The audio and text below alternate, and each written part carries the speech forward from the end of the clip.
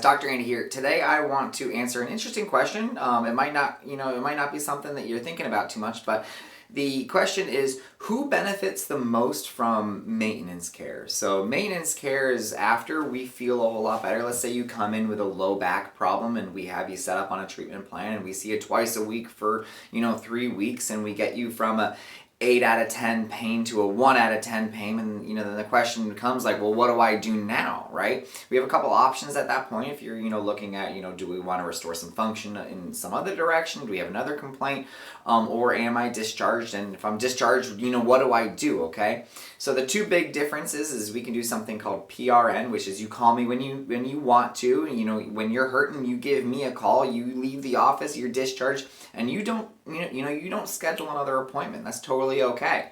But the other group is what we call a maintenance care group. So maintenance care is, we see that twice a week for 3 weeks. You're all out of pain. You feel absolutely fantastic. You don't need any kind of follow-up routine care at the beginning, for restoring some function. You are officially discharged, but you choose to keep coming back, and before you leave the office, you schedule another visit for 2 weeks out, 1 month out, 3 months out, right? So let's look at who benefits the most from maintenance care, and one subgroup of patient who actually doesn't benefit very much from maintenance care, and in fact could actually be doing a little bit of harm. Okay, I bet you're expecting me to say that everyone benefits from maintenance care. I'm a chiropractor, I should be telling everyone that I want to see you once a month for the rest of your life. No, that's actually not true. Okay, there is a subgroup of patients who they found in clinical trials that they don't respond well to maintenance care,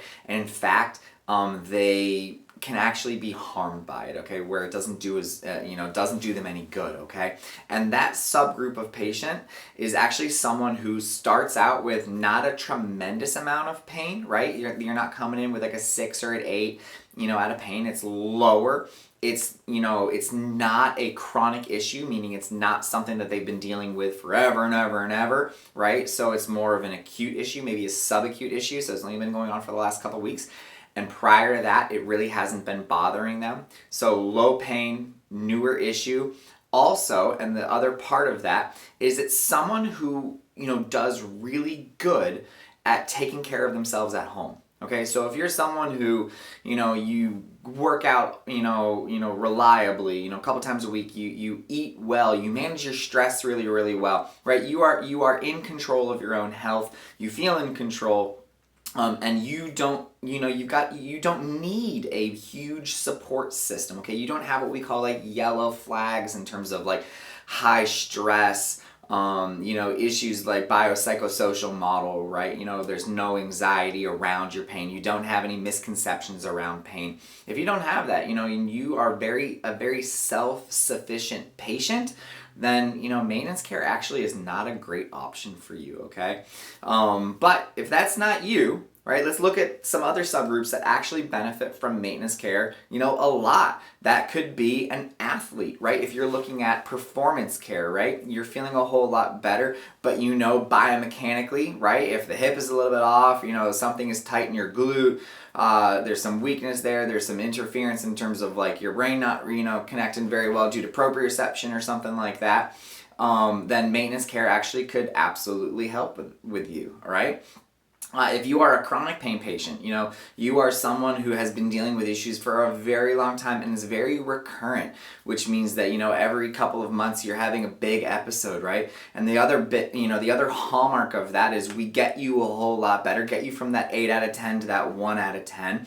And then we try and remove me from your life, right? Remove the chiropractor. And what happens is, you notice that the pain starts to come back, and it happens quite quickly, right? It's not that, we get your pain to go away and then in 3 years from now it comes back. It's like, no, like after 6 weeks you really notice that sitting is killing you again, or your sport is killing you, your work is killing you.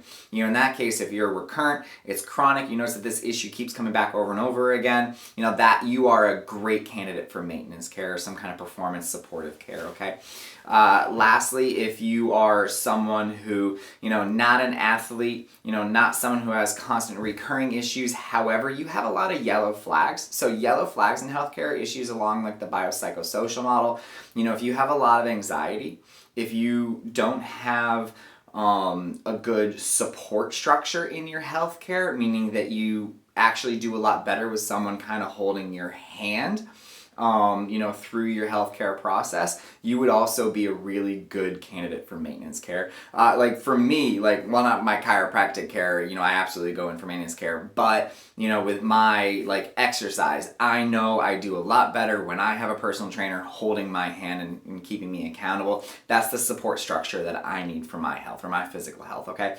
And if you need, a support structure for your physical health due to your chronic and recurrent pain, maintenance care might be a good option for you, okay? So I hope that answers the question of who is maintenance care for? Who does it benefit the most? And then who is, that subgroup of patient that, maybe it's not for, okay? So if you fit into one of those camps, hopefully that helps you understand what you need to do going forward. But if you need help kind of deciding where do I fit in, which one am I, just reach out and ask. We'll help you at your next visit. If you have any questions, just reach out and let us know. And always remember to live with passion, not pain.